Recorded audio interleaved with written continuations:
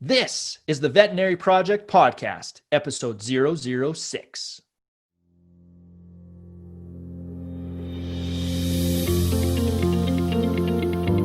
Welcome to the show created by vets featuring absolutely no pets. This is the Veterinary Project Podcast, hosted by Dr. Michael Bugg and Dr. Jonathan Light. Our resident veterinarians have swapped out their stethoscopes in favor of microphones to bring you the Veterinary Project Podcast, a show focused on real conversations, aimed to connect this amazing profession full of remarkable people. Through the sharing of collective stories and wisdom, and connecting over the many unique challenges we face, we invite you to join our community of veterinary professionals leading intentional lives. And now, here are the hosts of the Veterinary Project Podcast, Dr. Michael Bugg and Dr. Jonathan Light. Hey everyone, welcome back. I am your co-host, Dr. Michael Bugg, joined by my co-host, Dr. Jonathan Light. So Johnny, you were at a very interesting virtual veterinary conference here this last week. Tell us a little bit about that. That is correct, and good afternoon, Mike. Yes, I was at the virtual 360 or Fetch 360 Hospital Design Conference, and wow, lots of learnings, lots of new trends, and just a better awareness of what's happening out there in the veterinary world right now. It was a great conference to take in. Yeah, it sounded really interesting. I'm very interested to kind of debrief with you. Share with us, what are some of the top trends they're seeing around clinic design kind of in a post-COVID environment? That's a great question, Mike. Post-COVID wise, I think there was two trends that I really jumped into and we'll have to do a lot more thinking around. The first was around smaller reception areas. So clients are then being taken directly into the exam rooms, and the exam rooms have more of a hospitality feel as opposed to a clinical feel. And what that means is you have wallpapers, nice seating, technology, more up-to-date magazines, etc. Just making it more comfortable for that client to be in there longer. And it actually follows the fear-free if you're looking at cats in particular. The second trend was discussions around actually having rooms around telemedicine. So telemedicine being here now for the future, now and into the future, and giving space within the clinic for multi-purpose use for teletriage, telemedicine, etc. Two trends that are on point and are going to I have some design changes to make, which is great.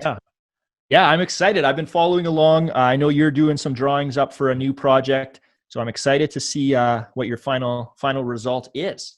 As am I.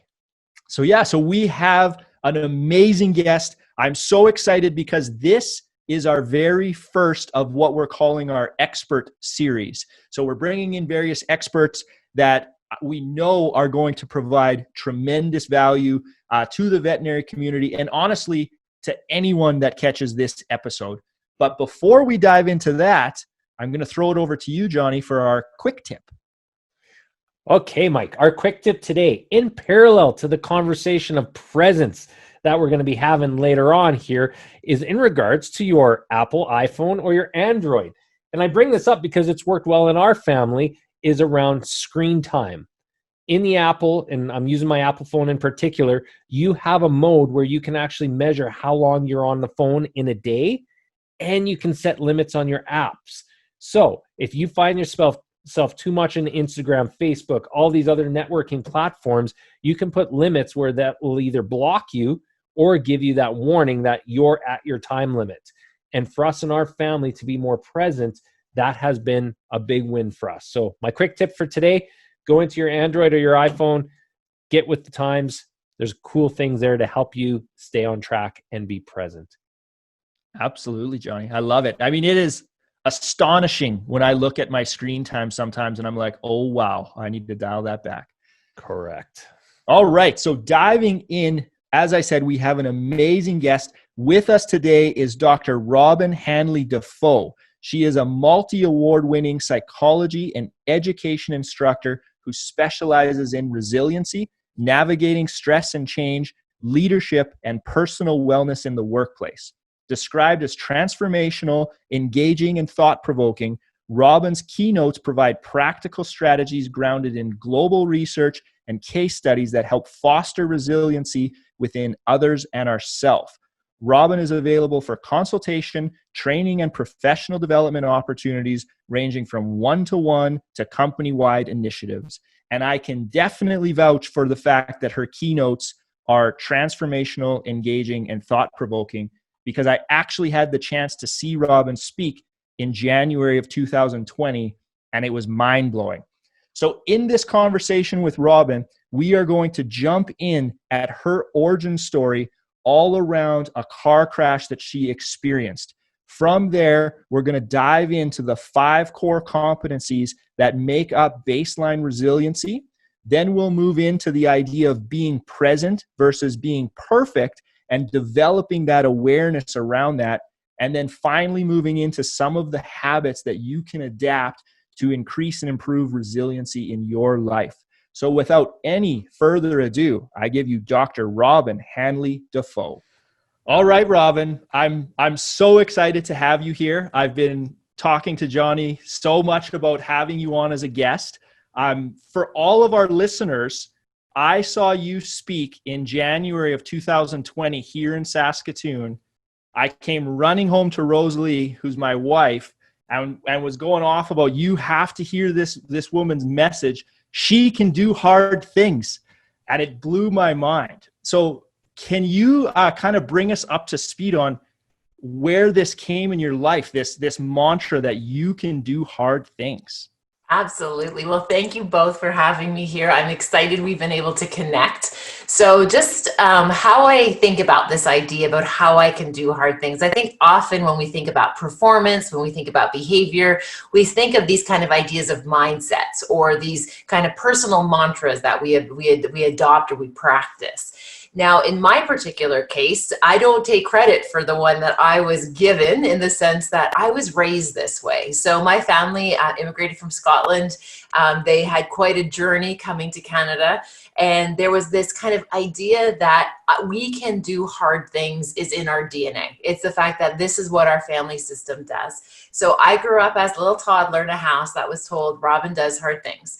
And I really didn't understand that. I didn't really understand what that meant until I was in a situation when I was 16 that was something that I never imagined myself in the scenario. I experienced a pretty horrific car accident. It was February. I was a brand new driver. I had my driver's license actually less than a couple weeks. I was driving home late at night by myself on a pretty deserted road in the middle of the country. And I lost control of my vehicle in a snowstorm. And within minutes, the storm just kind of took over, lost control of the car. The car went off an embankment, and the vehicle actually ended up crashing through the river. And it crashed into the river, broke through the ice, and I was trapped in a sinking car. And in that moment, I recall I wasn't actually feeling afraid. I was feeling really helpless to the fact I couldn't protect my mother from what was about to happen. There was no way I could protect my parents from this idea that I was going to drown trapped in a sunk vehicle. And when I started to think about my parents, and I started thinking specifically about my mom, it was as if there was this emotional echo, Mike, that was just like, but Robyne does hard things. Like, you don't give up. You got to figure it out. Everything can be figured out. And in that moment, I made the decision to at least try. And I recall wearing my winter boots and a winter coat. The vehicle was sinking very, very quickly. And it was one of those things where the water pressure was so great, I couldn't even get the seatbelt off. So I had to kind of wiggle out through the seatbelt and got into the cavity of the car, nothing to break the windows with. So I had to end up breaking the windows with my hands. I remember swimming through the broken glass, and at this point, I had no idea which way was up or down. It was complete darkness, just sediment around me, and I made the decision to let go of my breath, which I had been holding, because I was confident that my bubbles would rise, and I knew I could swim after my bubbles. And I remember doing that, and they estimate my vehicle was about 15 or 20 feet underwater at this point. And again, it was February, it was frigid, and I remember getting close to the surface and then feeling this kind of hot pain, and I realized it was my face that was hitting the ice because the river was actually frozen over. So I had to swim deeper into the channel, deeper into the darkness to find a place where I could get through.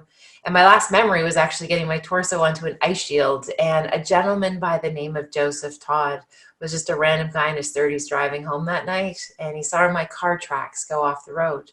And Joseph made the decision to drive along the side of the road to see if he can find anyone. And he saw my body out on the ice. And Joseph actually crawled out into the ice. He threw a chain and he actually pulled me to shore. He was awarded the Governor General's Award for bravery for risking his life to save a stranger. And I recall waking up in the hospital and my mama was there. And one of the things she said to me was like, Robbie, how did you do that? How did you survive that? And I remember looking at her, in all honesty, it was just like, wow, you told me I could do hard things. And she said, my gosh, that's not what we ever talked about or ever even imagined. But one of the things that I came upon is this idea that I believe each and every one of us are actually well equipped to do what we need to do when called upon, if we hold the belief that we have capacity to do hard things. And again, I had to borrow her courage that night.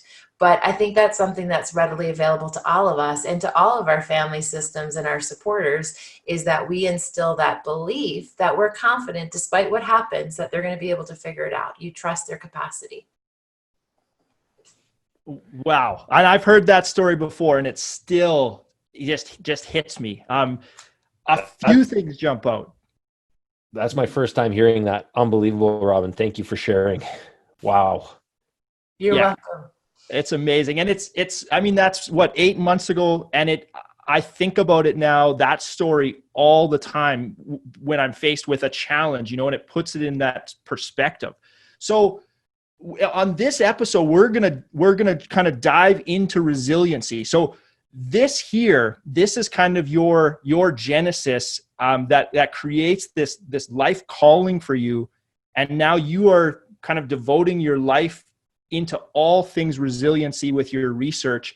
Let's maybe back way up to the basics now. Mm-hmm. Can you define resiliency for us through your lens? Like, what does it look like for you? And then we'll build off that.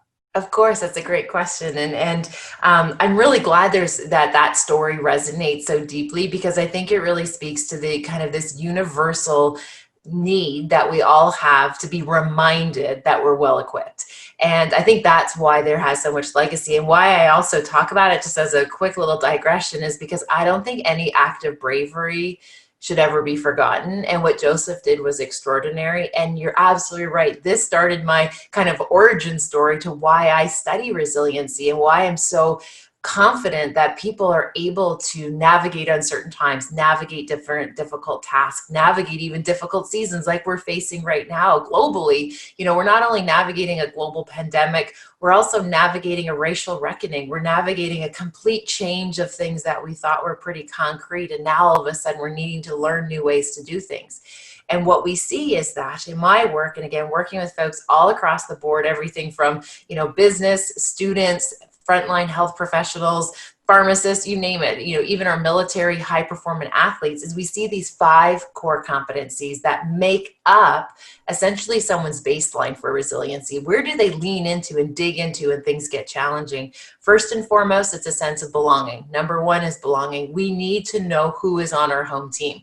We have to have that safety net, even if it's only one person who, no matter what, is going to help us figure it out, who is going to say, I got you, you've got this. You need that one person who is able to kind of keep you in perspective, which leads us to our second variable, which is perspective. And often this gets talked about mindset or attitude. But when I think about perspective and what I see in the field is it's an alignment between your head and your heart. It's the fact that you know better, but you also do better. Like you feel it. It's not just something that you intellectualize. It's something that you actually adopt and you practice. The third piece that we see in my program is the role of acceptance, understanding what are the controllables. what I see often is people actually expend enormous amounts of energy on things that they actually have no control over or little control over. It's so much better to save your energy, your capacity, your intelligence, all of the things that you bring into the conversation or to the event. Save it for things that you actually have impact on. Otherwise, you get depleted in areas that you have no control over. The fourth variable that we see is the importance and the value of being hope-filled or choosing to be hopeful. And one of the things that we see here is that ultimately it's a choice. When you choose hope, anything becomes available to you because you can trust that we're going to be okay no matter what. And it was actually the late Christopher Reed who said, once you choose hope, anything is possible. Because then you know the future, it's going to be defined by your next actions. And the fifth variable we talk about is the role of humor or joy or play. When things get so scary and difficult and uncertain, usually play and laughter, those are the first things that get abandoned. But the reality is that's when we need it most. We have to have those little episodes to recharge and to recalibrate. And what I find super interesting is that, for example, when you laugh, your body releases a natural tranquilizer. So for that moment in time, your pain receptors are blocked, which just gives you that breath of release. So that way you can get back to that place that's, you know, you're going to get to okay. It might not happen today. It might not happen tomorrow, but you know all will be well eventually, and you have something to lean into. So we see those five interconnect to create baseline. And that's what we see people dive into when they need to be able to get through a difficult season or a difficult experience. Wow. I mean, that's fascinating. And the other thing that I just love about this is all teachable, right? It can be learned. As you said, with your mom passing that message down to you, it's not that you're either born with it or without it. So, you know, for our veterinary listeners, this is something that they can build on and practice off and teach themselves. 100%. And we often talk about, like, what's the difference between somebody who gives up versus somebody who gets up, because we're all going to get walloped, right? And 2020 is a beautiful illustration of the fact we are not immune to pretty much anything, right? Like we thought we were all stable and secure, and then all of a sudden everything gets turned upside down. But the difference between somebody who gives up versus somebody who gets up is essentially their habits. So it's the habits that they choose to do next is what we see. And when you choose to adopt habits that move you closer to your goal, that are more helpful to get you to where you're working towards, we see those are the people that, so to speak, bounce back or rally. When people develop habits that actually get them farther away from their goal, or what we would consider hindering habits, that's when we see people essentially get stuck. And I see people 5, 10, 15, 20 years into their life that are stuck on something that happened in the past. And one of the things we often come upon is people have a tendency of spending about 50% of their mental energy kind of regretting the past or regretting negative experiences or bad interactions or whatever it is. And then the other part of their energy, they spend worrying about the future. Very rarely are people present in the moment. And one of the things that we coach people to think about is, can you be present, for example, over perfect? So instead of trying to get everything perfect and trying to rewrite things so that way everything makes sense, can you be present? And that's a strategy that we can start to see some positive habits that can help people bounce back or get up after a bad experience. Wow. There's so much in there. And I know, I mean, speaking for myself and lots of people in the veterinary community, this idea of perfection kind of plagues us, you know? So correct. Yeah. So any tips, like how do you, I mean, it's one of those things that it sounds almost easy to say, hard to do, right? How do you, if you have those perfectionist tendencies, sort of pull yourself out of that in real time, you know, and get present? Yeah, such a great question. And again, this is a field we're still exploring, but we do have a few gems that we can glean off of this. First and foremost, I think what's really important is this idea of, it's just awareness. When you develop perfectionistic tendencies, and again, it's not a moral issue, it's not good or bad that you've developed those habits. The reality is, for most of your listeners, I would argue that those perfectionistic habits allowed them to experience great successes academically and professionally. It got you where you are today. So we don't want to kind of get frustrated with some of our development, because the reality is it's serving you and it does have a place. But one of the things that we learn is that when you are really good about your job and when you're good at your life, you have a tendency of living it often in autopilot. So you can go through the motions because you're so good at it, and it's a skill set. When you're learning something new, we're very present because we're still trying to take it in. You know, think about the first time you learned how to drive maybe manual transmission. Do you remember the first time where it was like clutch, pedal, brake? What do you mean I have to look at the road at the same time? Like, your poor brain was just having this cognitive overload where you're like, this is impossible. Why would anybody ever put themselves through this? Once you become a proficient or experience mastery in, for example, driving standard, it's almost automatic. You don't even have to think about it. So when you're living your life and you're kind of geared towards perfection, what you want to do is just shine a little bit of light on it. It's to raise awareness, to pull yourself out of autopilot. So for example, let's say that you had an interaction with someone and it didn't go very well, and you started to feel all the big feelings that sometimes go with whether it be regret or frustration or lack of control. So my invitation for you there is to hit the kind of metaphorical pause button and ask yourself, what story am I telling myself right now in this moment? Because when you hit pause and you say, what story am I telling myself? You'll realize that it's likely a story that you came to very quickly. You jumped to a conclusion, or you drew in evidence from something else.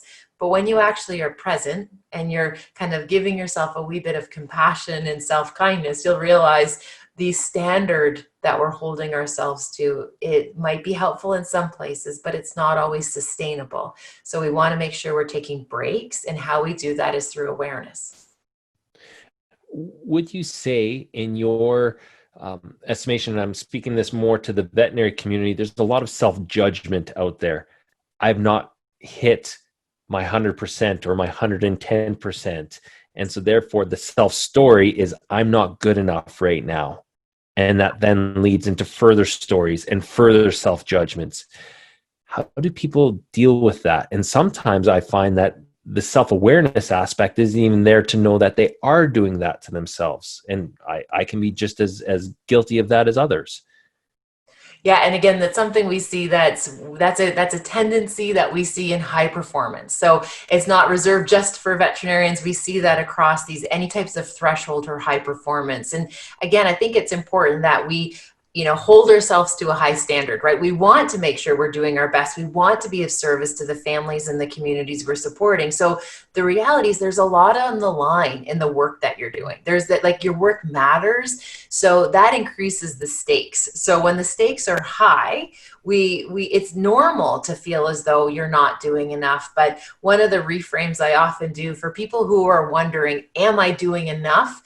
You already are likely doing too much, because the people who constantly are going and going, you're putting a lot out there, which is great. And we're grateful for your service and your expertise. But the reality is no one can go 100% all the time. We have to make sure we're building in natural endpoints and breaks, because the more we work and the faster we work without breaks, that's actually going to exacerbate that feeling that we're not good enough, that we haven't earned our rest. We haven't earned a chance to kind of take our foot off the gas. But we know that when you start to bring in breaks and you start to get life with work balance, it becomes easier to mitigate some of those really big feelings of, am I enough, or am I doing enough in my profession? I love that, life with work balance. That reframe of most people say work-life balance, and just flipping that around is very impactful. Absolutely. And it's funny, so many people correct me when I say that. They'll be like, oh no, here in Ontario, we say work-life balance, Robyne. I get it. It feels like a little bit of a kind of a change of perspective.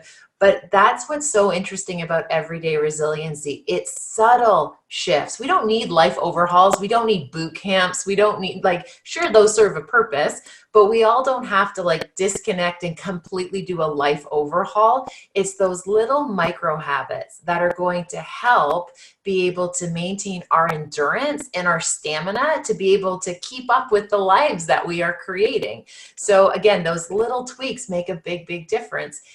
And again, even just a small example that you could even actually pass on to children. Often we say things like, kids or children, you have to do your homework, or you have to do your reading, or you have to tidy up your room.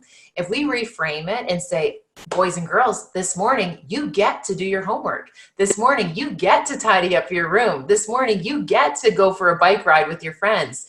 As soon as we have that little shift, language is so powerful. As soon as somebody says you get to do something, you automatically feel as though it's a privilege, and you feel abundance, and this feels exciting.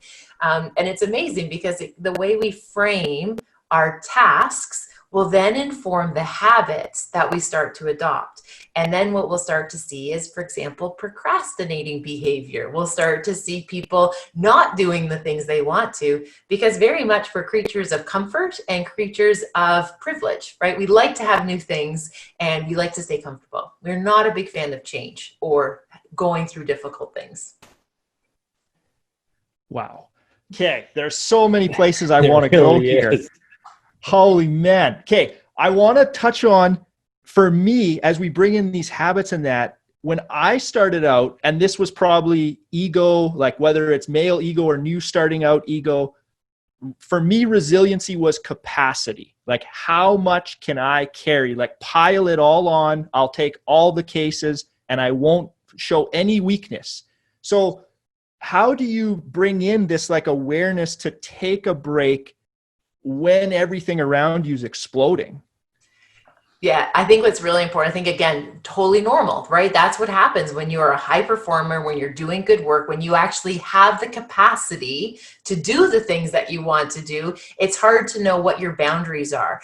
But one of the things that I think about that it does kind of help keep this in perspective is that the more you do without any type of active recovery, or even just that grabbing a cup of coffee that's still warm, right? Like whatever pause button you have to do, the less likely you do it, the increase of mistakes are more likely to happen. So when you are in overdrive all the time, or you are in that state of high, we think about it in terms of like arousal, like when you're on that go, absolutely like imperative crisis zone, we actually know mistakes are more likely to happen. So if you really like being proficient at our jobs, we actually need to look at the evidence to say, oh, when I get into that zone, that deep autopilot, that like literally just moving and shaking, making things happen, but not practicing awareness and taking those little breaks and those micro breaks, prevalence of errors increase. And then what happens when you actually do have that event where you have made a mistake, which is normal, right? Mistakes are part of learning.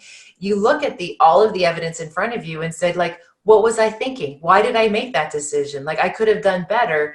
But if you're in the zone of crisis, right? Because your body can't decipher if the crisis is the fact that you have an entire day full of really complex cases, or if you were actually chased by a bear on your way to work. Your body can't discern, oh, this is bear stress, my life is in danger, or wow, I have so many tasks that I have to do in my clinic. Stress is stress. Your body can't tell the difference. Just think about it. If you constantly were being chased by bears, constantly, eventually you'd be like, whoa, I need to reevaluate my life. But instead, we just create careers where we start to go until eventually, unfortunately, a lot of folks burn out. But there's ways, again, simple micro habits that we can do. We don't have to go move into the woods and get rid of Wi-Fi and like sell our possessions. There's little things that we can do to continue to live the big life that we have, but make sure that self-care becomes part of our work habits. Wow. As a person she's speaking to directly right now, what are some of those micro habits, Robyne? There you go. So micro habits. So I gotta tell you can I tell you a couple of my favorites for wellness? So some of my favorite micro habits for wellness, first and foremost, is that Wellness isn't something we have to earn. It's not something where it's like, if you get X amount of money in the bank, then you can start looking after your health or your wellness. Because the reality is you're never going to get to what your big goals are unless you're starting those little habits now. So number one is you don't have to earn your wellness. Each and every one of us are absolutely entitled to feel comfortable in our own skin, to be able to feel as though we're living a life that's authentic to what our purpose is. Number two, wellness does not have to be all or nothing. And I think that's the biggest mistake that I see, where people are like, okay, you know what, I'm going to get well, and they're going to start on Monday, or they're going to do a 21-day program or a 90-day program, and they're going to get well. Wellness doesn't fit in certain terms of those structures. Wellness is practices you do every day to make sure that you're still in the driver's seat in your life and you're not just falling into autopilot. So number one is a practice we call bookending. So bookending your day is a practice where I want you to think about protecting your first hour of the day. Okay, so the first hour of your day is going to be like, you know what, I'm going to create ritual where I feel alert and I feel active and I feel ready, and I set some intentions. I get some clarity and focus in terms of what I want to do. We want to think about this idea about winning your morning. I was joking around with my kids the other day, and one person asked my son, like, why do you make your bed every single morning? And Hunter looked at that person and said, because it's an easy win. It's an easy win every single morning. I got it. And that's a 16-year-old boy, right? But he's like, it's my first easy win of the day. So what you want to do is create that momentum that your day is your day and you have those easy wins. Now, the other side of that is to protect your last hour of the day. We want to make sure that your last hour of the day, you're doing something to kind of rebalance your energy. You want to do something where you're recalibrating and quieting down all the mental chatter and all the to-do lists. Is that idea of kind of slowing down. And the best way, for example, if you think about winning your morning, the best way not to win your morning is to start the day by looking at your email, because your email is a box that holds everyone's agenda for your life. And the reality is you don't want to start there. You want to get there eventually, but the first hour of the day, you want to be on purpose. So those are the type of micro habits that we see that make a big difference. Another simple example of a micro habit is connecting with nature, getting outside. As soon as we go outside, our body interprets abundance. The ceiling is lifted. We know problem solving is improved, creativity is improved, tension is reduced. So again, thinking about how do I build in some of those practices so I can get outside, because we know it makes a big deal. And another wellness tip, again, another like micro habit, just a little one, is that idea of having a to-do list. I feel so many people, again, just kind of go through the motions, but you want to be intentional with your time and what you're doing. And next to your to-do list, I would invite you and your listeners to develop a to-be list. How do you want to be today? We're so quick at having our tasks, but really, how do you want to be? And I know over the last 5 months in quarantine, Ontario, being at home with 3 teenagers, at the very top of my list, it's been to be patient. So every time I see that in my calendar, that today I'm to be patient, it's like, oh, right, yes, today I am to be patient. And those prompts are, some people think they're like, oh, that doesn't really work, but it pulls you out of autopilot. It pulls you into being present instead of being perfect. And again, those are the things that's going to get traction for wellness. Wow. Thanks for the share. You're welcome, Jonathan. My Really pleasure. like that. So and have some work to do. One thing I want to ask, we all do. And this is more personally for me, is when you're talking about implementing these habits, what do you do when you like fall off the wagon, right? Like say, okay, I'm going to work out 5 days this week and something comes up and you're not going to hit the goal. I know sometimes for me, I have a tendency where I just shy away then, like, oh, I missed my goal, so I'm abandoning it altogether, right? Like, how do you have that being gentle on yourself to come back to it? Yeah. So what I usually say on that, again, it's not all or nothing. So, having 4 out of 5 workouts, 80% is better than no workouts at 0%. Yeah. So trying to move away that everything has to fit in boxes, everything has to be all lined, sealed, and delivered. We have to kind of give ourselves that flexibility. And again, I think what's interesting is the fact that once you start to find alternative ways of meeting some of those goals, that it doesn't have to be X amount of kilometers on a treadmill, these amount of times a day, or this amount of heavy lifting, this amount of my weight routine. Once you start actually kind of reevaluating the fact that why are we doing physical fitness? Are we doing it as a form of self-punishment?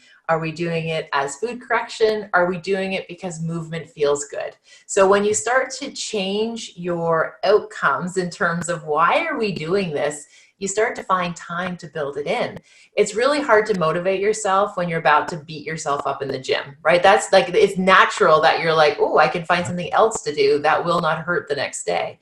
So we want to work with our biology. We want to work with our psychology. You can't hate yourself healthy, but you can encourage yourself to find ways to enjoy movement. And once you find things that like you move and, maybe you can't get a 40-minute walk in, but maybe you can get 4 10-minute walks in. Those are the types of flexibility where all of a sudden we start to land in this place of wellness. And then all of a sudden we realize, hey, this feels a lot better than some of the pacing and some of the expectations we've held onto ourselves. And why that matters is because when the difficult seasons come, when the tricky times eventually roll in, because they all will to all of us, you already have flexibility built into your way of doing your health and wellness practices. So maybe, if you think about it, most people abandon their workout goals if there's an injury, or they abandon it if their life gets complicated. If their little one gets sick, all of a sudden it's like, well, I can't go to the gym now. Instead of realizing, well, hey, I can still hit the stairs at the house, or maybe I can just go for a walk around the block. That flexibility will give you capacity for, again, resiliency, because you aren't having what we call brittle thinking. So brittle thinking is like, there's one way to do it, there's one right way to do it, and that's the only thing that's going to fly. We want to practice what we call cognitive nimbleness, where you have malleable thinking, where you're like, you know what, I'm adaptable. I'm a guy on the fly, right? I can make anything into a workout. I can make anything into a challenge, because that will serve you better in the long run than being a bit over prescribed to what wellness practices look like. Wow. That's amazing stuff there. Yeah. I mean, I've got my page is literally full of notes here. So the one thing that is kind of blowing my mind a bit is you touch on the better you become at something, the more on autopilot you are. So then you're kind of more prone to not practicing all of these steps. Like that just, you think when you get in your career and you get rolling, you're like, hey, I got it figured out. But that's actually could be when we've kind of abandoned these habits that lead to success. Absolutely. And what that looks like. So I'm always like, again, I'm all about behavior and practice. So what does that look like when you've actually hit that place? You start to become kind of numb to everything, that there are things that usually are interesting and you're curious about become more like tasks that you have to do. You lose that kind of spark. You lose that kind of and again, this isn't talking about like anxiety and depression. I mean, just like low grade, that everything becomes just kind of the same. It blends in together. Other ways when we see that people start to lose some of that kind of momentum or that positive energy is they don't have things that they're looking forward to anymore, that everything is just so routine and so predictable that they don't have that. And when I'm working with, high performance persons and even, CEOs, I hear them say things like, I just want to feel things deeper again. I just want to be excited about it. Like, I like being hungry at 22 versus like static at 50, right? They miss that kind of drive. And so that's why it's so important that what in any profession or any role is that we do have goals that we're working towards, and goals, I think, that come from the inside out. Like, yes, it's nice to have, numeric goals where we're trying to hit certain outcomes, but it's this idea of how do you want to be? How do you want to feel? And one of the things we use to kind of like, if people are really deep in that hole and they really just need an overhaul, I encourage people to start with acts of service, because once you get to acts of service, That's just this way where your perspective shifts. So if you're, seasoned at your career, this is the time when you want to think about mentoring some up and coming vets or some people that are really interested. You need to be around the people that are still learning and are still excited and hungry, because that type of energy, it's contagious. And that's what gets you out of your comfort zone. None of the magic ever happens in our comfort zone. It actually happens just outside in that uncomfortable place, is where all of a sudden the reward is much, much greater. Yes. I mean, I totally agree on that. Oh man, I'm just thinking of so many things here. So I guess finding that inner kind of inspiration, because, as you say, the growth is going to come outside the comfort zone. And when we're kind of going, and if you're feeling like fatigued, I guess sometimes, like in my career, I got to the point where I was like, I don't want to step outside of my comfort zone anymore. Like I've been doing it for 10 years. I kind of want to sit here where it is nice and comfy. Absolutely. And that's part of the normal condition, right? And that's totally normal. And it's one of those things where we're not suggesting that everybody has to like turn up their life and shake it around to make it scary and unpredictable for them to feel alive anymore. But again, even making that decision, like being aware to say, you know what, I'm gonna like just enjoy this for a little while. That's bringing that type of awareness top of mind. That's different than getting to like 30 years in your career and just being like, oh my gosh, I was numb to all of this. Like, relationships around me eroded. I didn't meet some of the tasks or the goals that I wanted for myself. So again, it's all about awareness. It's all about hitting those pause buttons and being like, okay, let's do a little bit of a check-in. And often people share with me that they're just been so busy in living the life that they never actually start to think about the life that they're living. They just kind of land in these places. And unfortunately, what I see in my practice is usually it's something unfortunate happens. It's an injury. It's a significant loss where people are like, okay, now it's time to evaluate. But we don't have to wait for the bad seasons to evaluate. We can develop these reflective practices. And again, it doesn't have to be a major overhaul. It simply could be, you know what, I'm going to spend 5 minutes at the end of the day just doing a little bit of a check-in. And one of the exercises that I'll share with you with this, and I'll send it to you so we can post it after, is doing a weekly scorecard. So we like numbers, we like data, we're scientists at heart. So let's do a weekly scorecard where we evaluate ourselves on 10 key areas. And we just use that as a measure of taking stock. It's just kind of taking inventory where we're at. So what we encourage people to do is to look at their physical health, their emotional health, financial relationships, and I'll post all 10 of them and link it to the show. And what I invite people to do is once a week, spend 5 minutes and just give yourself a score, because that helps you realize, wow, it's not my whole life that's big and heavy and difficult. It might be one area that needs a little bit more attention. And another thing that I find fascinating, I often hear people say, Robyne, I don't have 5 minutes. My life is so busy. I don't have 5 minutes to do a scorecard. But people have 20 minutes to try and find a show to watch on Netflix, or they have, half an hour to doom scroll through social media.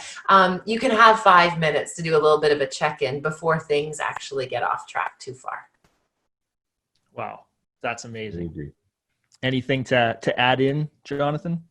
I just think it's fantastic. There's so many different levels of understanding, from self-awareness all the way through to micro habits, and then now into reflection, which I think all of us, I'm speaking to myself, can take in and learn from this conversation alone. So I really appreciate that input, and I would call wisdom from somebody who seems to be practicing it very well. So I appreciate that. Well, thank you. It's my pleasure to share. And again, it's a work in progress, all of us. But one of the things that we do find is that if you're feeling kind of stuck or a little bit wobbly or even a little bit weary, it's okay to hit pause and just take that time and say, what do I need right now? An exercise that I would invite people to do, and we can use this as a closing note, so to speak. I encourage people to take 5 minutes and just sit down and map out, what does a really great day look like? So sit down with a piece of paper and a pen and just ask yourself, what does a great day look like? What does your great day look like? And I'm sure you will realize one of the things that often people come upon when they start doing free flow writing like that is they're not putting a lot of the variables of what makes a really great day for them. They're not doing it very often. So my invitation is that exercise is start realizing, what makes a really great day. And it doesn't have to be a perfect day, but what makes a really great day. And when we start taking some of those lessons and we start putting them into our daily practices, it starts to kind of create the momentum for a life with work balance. And just as a side note, to ask children and teenagers what does their perfect day look like is a great conversation starter, especially with so many of us in quarantine right now. And we've done that with our children, and it's pretty cool to see the mind of a 12-year-old little boy, what his perfect day looks like. And again, when we can lean into that, we can create community even with our own family systems. And it's a way to be able to support one another that really nurtures that sense of belonging. So it's a little exercise. That's a pretty lovely way to end your day. Wow. That's amazing. Check mark. Yeah. Thank you so much, Robyne. We're going to move in to our impact round here. So a little series of questions we ask all our guests. You're the first non-veterinarian going through these. So we'll just fire away and you can answer quick or you can go on a tangent, whatever you feel. Okay, I'm ready. So are you a cat or a dog person? I'm a dog person, wholeheartedly. I cohabitate with 3 cats, but they might belong to my husband and daughter. I like it. That's good. As a kid, what did you want to be when you grew up? Great question. So it bounced back and forth between being a paleobotanist and being an astronaut. Those were the ones where I remember going to NASA when I was a little girl, and I also remember going to Drumheller when I was a little girl. And I'm the biggest advocate on experiential education. Get your kids outside, show them what's available, because that stuff is so important. And obviously, I didn't go down that route. I went down a very different academic route that actually had a ton of setbacks in it. But yeah, I think it's so important to show kids what's out there. How would your friends describe what you do for a living? Wow. They, kind of buckle up. Like, where is she now? Who's she talking to now? What's she doing? I think my friends would sum up what I do is a little kind of unpredictable. I'm in a quite unpredictable world. But again, there's such a common thread of humanity that goes through the work that I get to do. Yes. What is your favorite hobby? Ooh. My favorite hobby, one of the things we learned during quarantine is I actually don't have hobbies. That was one of the things that I learned. People were doing puzzles and the family was all sitting around doing a puzzle and we're like, we're actually not puzzle people. Then we tried board games and we're like, not really our jam either. So I think my favorite hobby would probably be actually reading non-academic type art, like non-academic text. And my favorite is historical fiction. I absolutely love historical fiction. So that would be probably my hobby, if I had a hobby. Nice. Fully agree with you. I'm on board with historical fiction any day. It's great. What in this world are you most grateful for?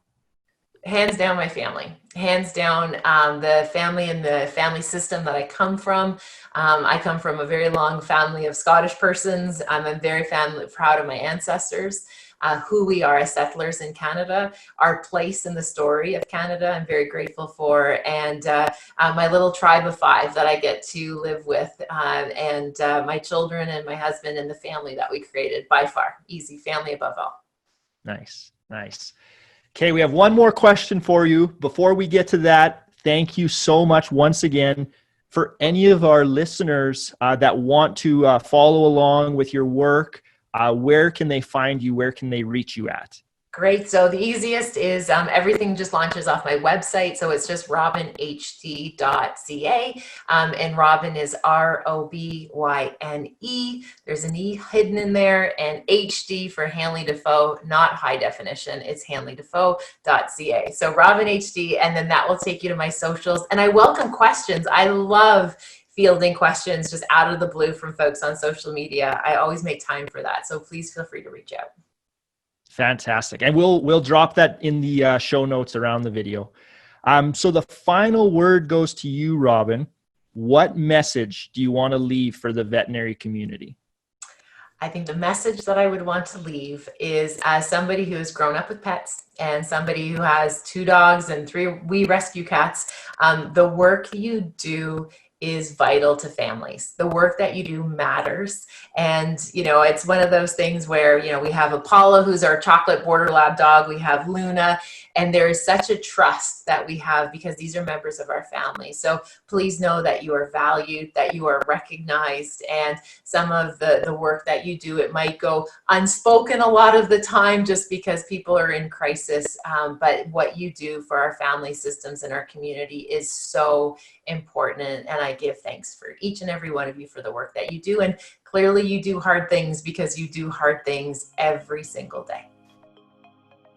Thank you for listening to the Veterinary Project Podcast. As a recap, on behalf of our hosts, the Veterinary Project Podcast will be releasing new episodes weekly.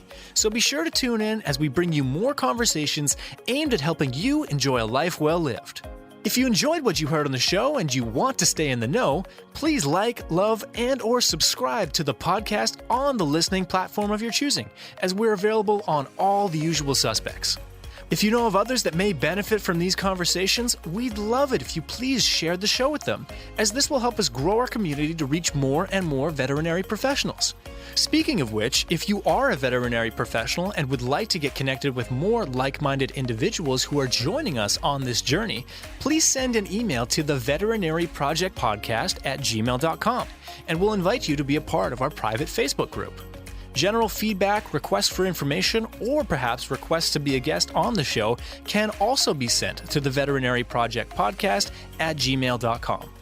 Dr. Michael Bugg and Dr. Jonathan Light, thank you for listening to the show, and we'll catch you again next week for another episode of the Veterinary Project Podcast. Bye for now.